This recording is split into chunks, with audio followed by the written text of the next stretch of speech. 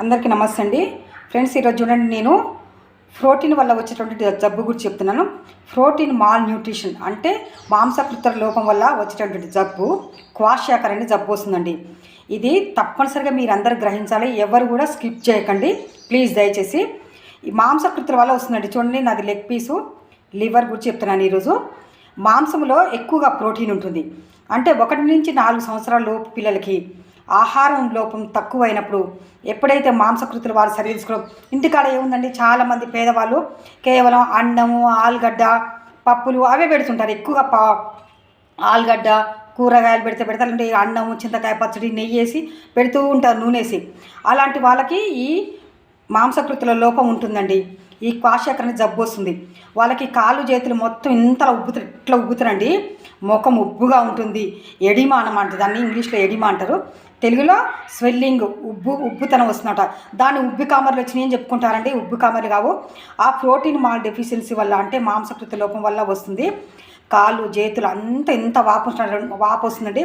కొన్నిసార్లు గుండె పేలై చనిపోయే అవకాశం కూడా చాలా ఎక్కువగా ఉందండి.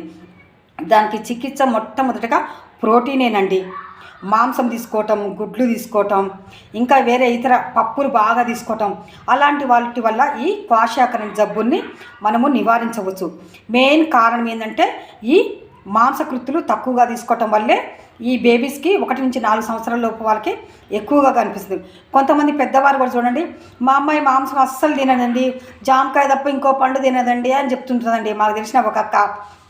కానీ ఆ పాపకి కాలు ముఖము అంతా వాపు వచ్చి ప్రోటీన్ మాల్ న్యూట్రిషన్ అంటే మాంసకృతుల లోపం వచ్చి ఇది క్వాషియాకర్ అనే జబ్బు వచ్చినప్పుడు అప్పుడు ఆమె మాంసం బాగా పెట్టడం నేర్చుకుంది. పాపకి రోజు 100 గ్రాములు చికెన్, లేదంటే 2 గుడ్లు, లివర్ అలా బాగా పెట్టిందండి. అప్పుడు ఆ పాపకి రక్తహీనత తగ్గింది, రక్తం బాగా పెరిగింది. అట్లాగే ప్రోటీన్ లోపం, మాంసకృతుల లోపం తగ్గిపోయి పాప మంచి ఆరోగ్యవంతంగా తీర్చిదిద్దబడిందండి. ఆ పాప ఎవరో కాదు, మాకు తెలిసిన ఒక అక్క వాళ్ళ అమ్మాయి. ఇప్పుడు ఆ పాపకు పెళ్ళయింది, 2 పిల్లలకు తల్లి, జాబ్ చేస్తుంది, మంచి ఆరోగ్యకరంగా ఉందండి.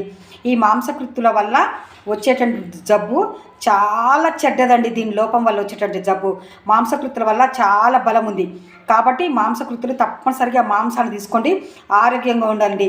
ఈ క్వాషియాకర్ అనే జబ్బుని నివారించాలంటే తప్పనిసరిగా చిన్నపిల్లల నుంచి పెద్దవారి వరకు ప్రోటీన్ తీసుకొని ఆరోగ్యంగా ఉండండి friends. Thank you. Please like, share, subscribe my channel.